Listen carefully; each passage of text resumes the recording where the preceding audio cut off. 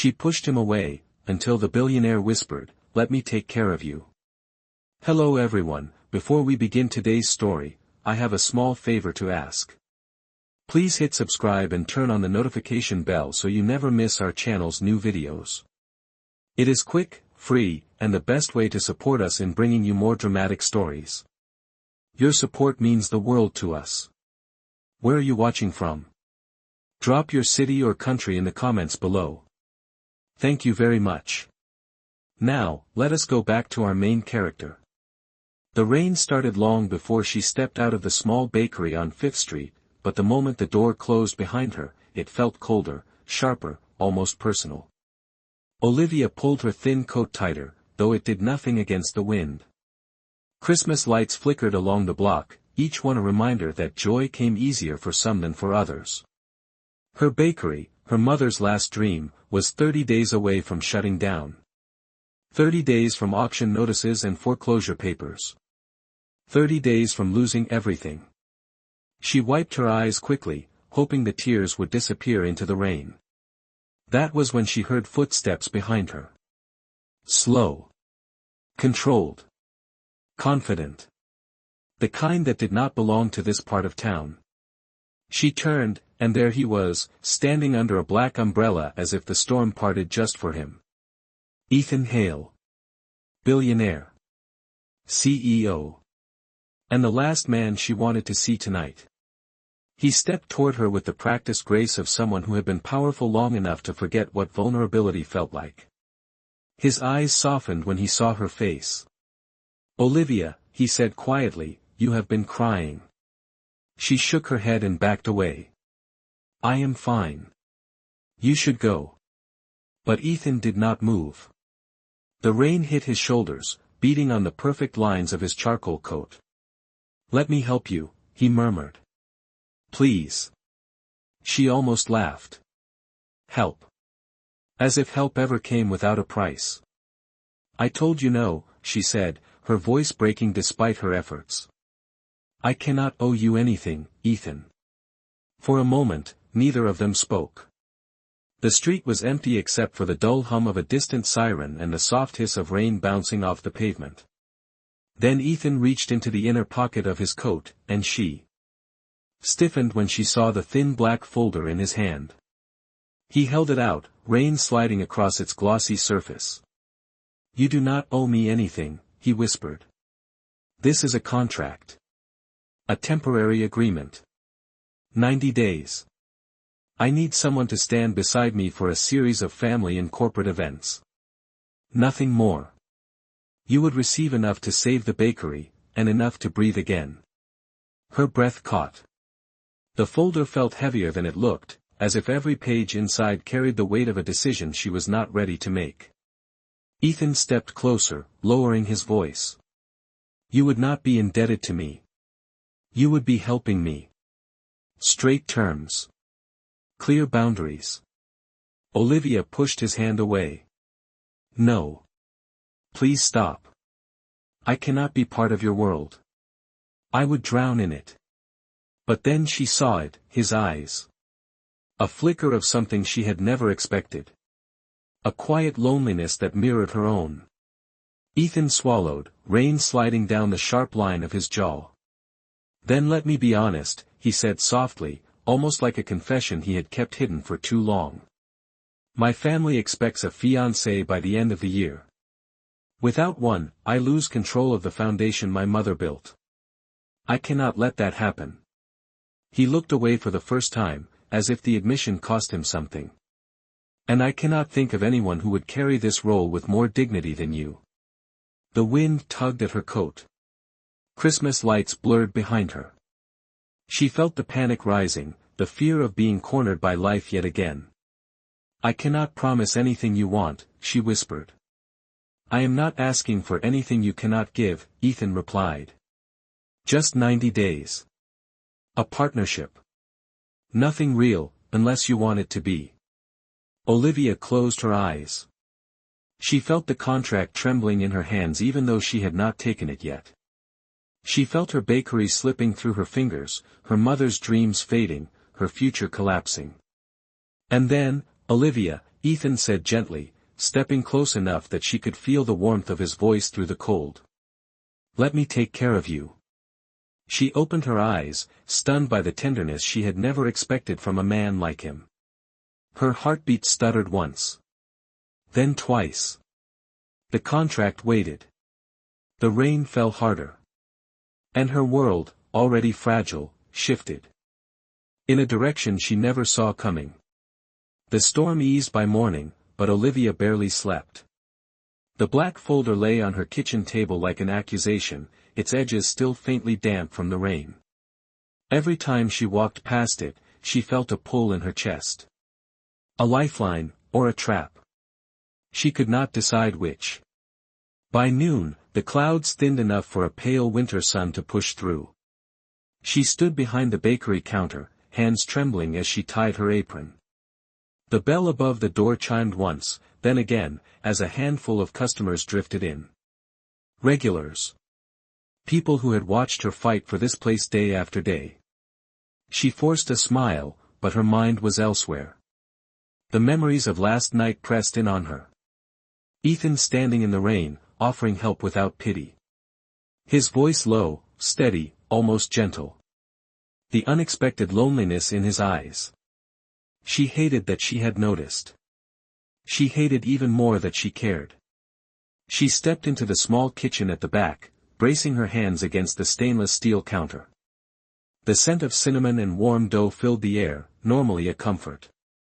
Today it felt like pressure. The overdue invoices were stacked near the register. The landlord had left a voicemail again. She knew what it said before she even pressed play. The bakery door chimed again. She turned, expecting another customer. It was him. Ethan Hale stood in the entrance, the winter light catching on his dark coat. The same confidence as always, but something softer underneath. He removed his gloves with deliberate calm, as if giving her time to react. Olivia, he said quietly, may I speak with you? She froze. This is my workplace. You should not be here. I know, he replied, stepping closer but not too close, keeping a respectful distance. I wanted to make sure you were all right after last night. She swallowed hard. You should not come into this neighborhood alone. People will talk. I do not care what people say, he answered. I care about you. The words hit harder than she expected. She looked away, gripping the counter until her knuckles whitened. Ethan surveyed the bakery with an expression she could not decipher. The cracked floor tiles. The flickering light above the display case. The handwritten menu board. All the pieces of a life she had built with her mother. A life now hanging by a thread. He reached into his coat, and her pulse jumped, thinking he had brought the contract again. But instead, he placed a small, neatly wrapped box on the table between them. This is not pressure, he said. It is something your mother would have wanted you to have. I found it last night after you left. Her eyes widened. You went inside. No, Ethan answered softly. Your landlord did. He left it outside your door when you did not hear the knock. I only picked it up before the weather ruined it. She hesitated, then opened the box. Inside was her mother's old recipe journal, the leather worn and familiar. She drew in a slow breath, surprised by the sting of tears. Ethan watched her carefully. You do not have to answer me today. Or tomorrow. But you deserve options, Olivia. You deserve a life that does not crush you. She lifted the journal to her chest, holding it as if it could steady her heart. Ethan continued, his tone quiet but firm. The contract is not about ownership. It is about partnership. If you want to walk away after 90 days, you can. No strings. No consequences. She looked up sharply. And what about your family? What about the foundation? I will deal with them, he said. All I ask is that you think about it. Truly think. For a long moment, neither of them moved. The room felt suspended, held together only by the distance between them.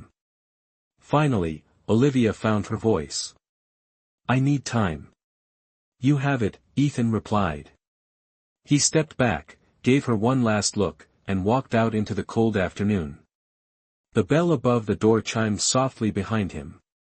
Olivia stood in the quiet bakery, her mother's journal in one hand and the echo of Ethan's promise lingering in the air. For the first time, she wondered if saying yes might not destroy her life. But save it. The next morning arrived with a sky the color of steel. Olivia stood alone in the bakery before opening hours, her mother's recipe journal resting on the counter beside the black folder. She kept glancing between them, as if one held memory and the other held fate. The quiet hum of the refrigerators filled the space, a steady reminder that life around her continued even as she felt suspended. She opened the journal slowly. Inside, her mother's looping handwriting stretched across the pages, filled with notes, recipe adjustments, and tiny encouragements written in the margins. "Keep going, Liv. You have more strength than you know." The words hit harder than she expected. Her chest tightened, and she closed the journal quickly, afraid that if she lingered too long she might break. The bell above the bakery door rang at exactly 9 when the first customers arrived. She forced a smile, served pastries, made small talk. But the moment the crowd thinned again, she felt the weight of the folder pulling her back into the silence. By early afternoon, she made a decision. Not a final one, but enough to move her feet. She locked the bakery, slipped the contract into her bag, and stepped into the cold. When she reached the towering glass building of Hale Industries, she felt even smaller than she had imagined. The revolving doors gleamed. The security desk shone like polished chrome.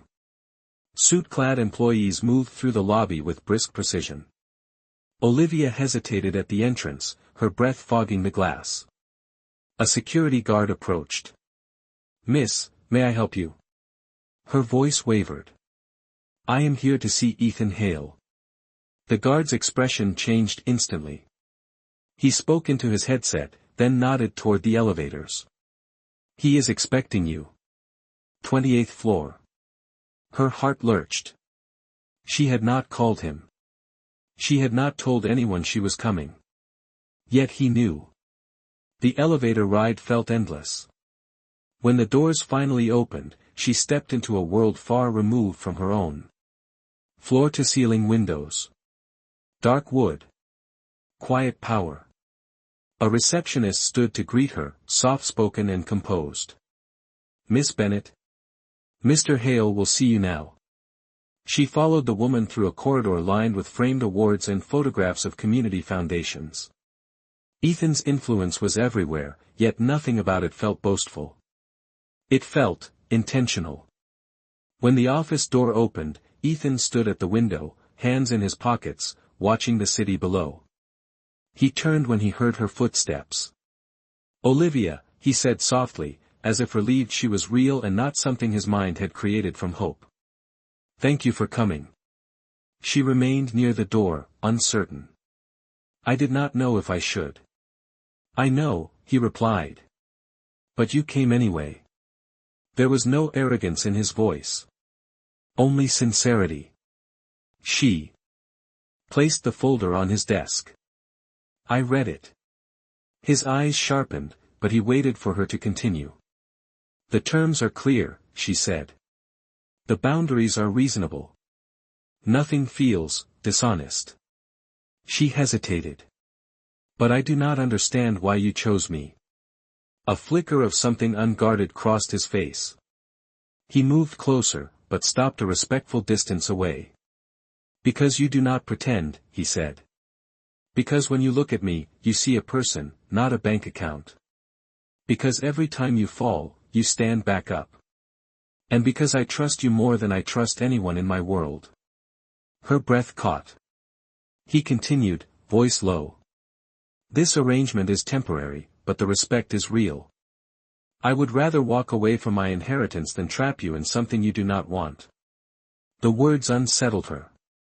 Not because they frightened her, but because they felt true. She opened the folder again and touched the first page. If I sign this, everything changes. Yes, Ethan said. But not in the way you fear. Silence settled between them, steady and charged. Finally, Olivia closed the folder, her fingers lingering on its edge. I am not ready to sign, she whispered. Not yet. Ethan nodded once, calm, composed. Then do not sign. Stay here for a moment. Look around. Ask questions. Take as much time as you need. His voice was gentle, but his eyes held something else, hope, steady and unspoken. Olivia stepped toward the window, looking out at the city far below. Somewhere in its maze of streets was a small bakery clinging to life. Somewhere in this office stood a man who offered her a chance to change everything. She felt the balance of her world shift again. And for the first time, she did not step back. The office felt too quiet after Olivia stepped toward the window. The hum of the city below pressed faintly against the glass, but inside Ethan's workspace, everything slowed, as if the world sensed the gravity of her hesitation. She traced the skyline with her eyes, letting the view settle her thoughts. Behind her, Ethan waited, respectful and steady, giving her space without retreating. She turned back to him. Your world moves fast. It does, he replied. Faster than it should. And people listen to you. Sometimes, he said. Not always for the right reasons. A shadow crossed his expression. Brief but unmistakable. It reminded her of the loneliness she had glimpsed in the rain. Something guarded. Something unspoken. Olivia walked slowly around his office, taking in the details. Family photos. Community award plaques. A vintage watch mounted in a glass frame. Objects that felt curated but not cold. She stopped at a shelf lined with old books, their spines worn with time. These were my mother's, Ethan said softly, joining her. She believed leadership meant service, not power. She left the foundation in my care because she trusted I would protect it. Olivia glanced at him. But your family wants control. His jaw tightened. Yes. To them, it is a legacy of influence. To me, it is a promise. He took a breath.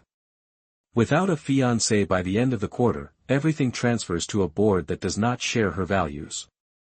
Olivia looked down. That is why you need the contract.